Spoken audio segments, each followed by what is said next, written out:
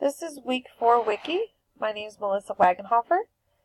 I will be discussing the cognitive and neurological characteristics for those with ASD, the behavior and sensory characteristics of those with ASD, and the communication and language characteristics of those with ASD. First, we're going to start with cognitive and neurological characteristics. That was kind of hard to distinguish between the two because they're so intertwined. Because cognitive and neurologically, that's just the way that our brains work. First, the cognitive strengths and weaknesses typically exhibited by people with ASD include difficulties predicting others' behavior based on their thoughts and feelings, and this is the so-called theory of mind. Problems regulating and controlling their behavior, and this is termed the executive function. And this is also the aptitude for detecting parts of objects or small details, and this is called the weak central coherence. And I found that information on ScienceDaily.com. But another descriptive of the cognitive strength is that those with ASD have difficulty being flexible and creative in thinking.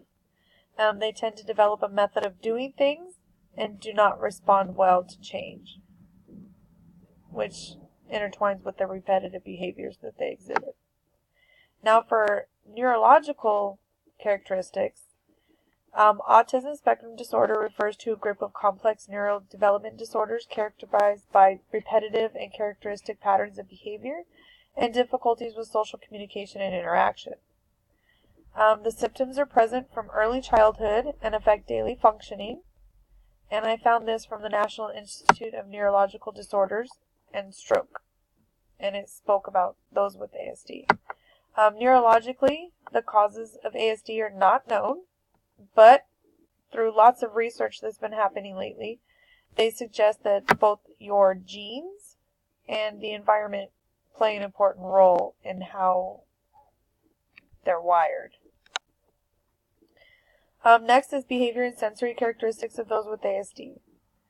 Those with ASD exhibit a wide range of behaviors and characteristics which all attribute to the stimuli and the ability to process that stimuli that comes from the environment.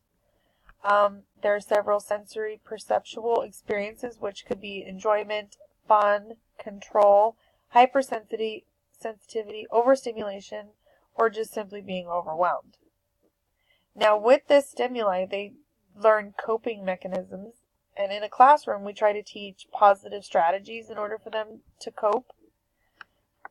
The behaviors that are exhibited in order to cope with sensory experiences could be happiness, content, and that's if they're in a happy mood or in a content mood. Now, if there's too much stimuli, if there's a trigger or something's happening, they engage in other sensory experiences where they'll change direction and do something else, or they'll avoid the distressing stimuli, or repetitive behaviors stemming or being absorbed into it are other characteristics. Communication and language characteristics for those with ASD are difficulty or delay in language development. That is a core characteristic associated with autism spectrum disorder.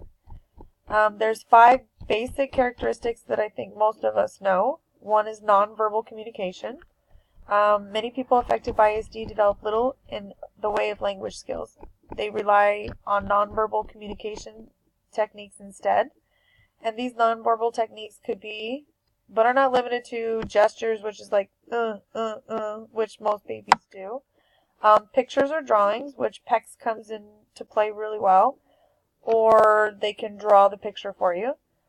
Crying or other emotional sounds. So they'll whine, they'll cry until somebody picks up on that cue, or physically directing someone to the object that they want. So like with toddlers, for instance, they'll grab your hand and they'll lead you where you want to go, and then they'll point. This type of communication is obviously difficult, but parents often become quite skilled at reading these non-linguistic communications through context clues and repetition. The more that the child does it, the more we're used to it, the more like, oh, he wants this or she wants that. Echolalia is number 2. It refers to the repetition of phrases that people have heard, perhaps in a favorite movie, television program, or even just conversation that was overheard walking through. This type of communication may or may not fit the context in which they're spoken. However, they typically do point to something concrete. So, say for instance, your child's trying to communicate something with you, and they keep repeating the same thing over and over again. It means something. It's our job to figure it out. Literal thinkers are people who take into consideration what the words they speak and hear mean in concrete terms. Those with ASD have difficulty understanding things that are not literal. So if we try to joke with them, they don't understand it. If we use humor, they're kind of like, okay, whatever.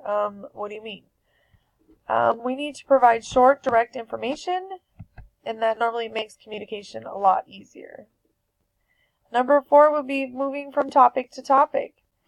When it comes to communication, individuals with ASD find it difficult to stay on topic. This is because their minds are moving so quickly and they process so much stimuli, so their thoughts may seem disorganized or unfocused. So when you're like, slow down, let's take a minute, that's because they're moving.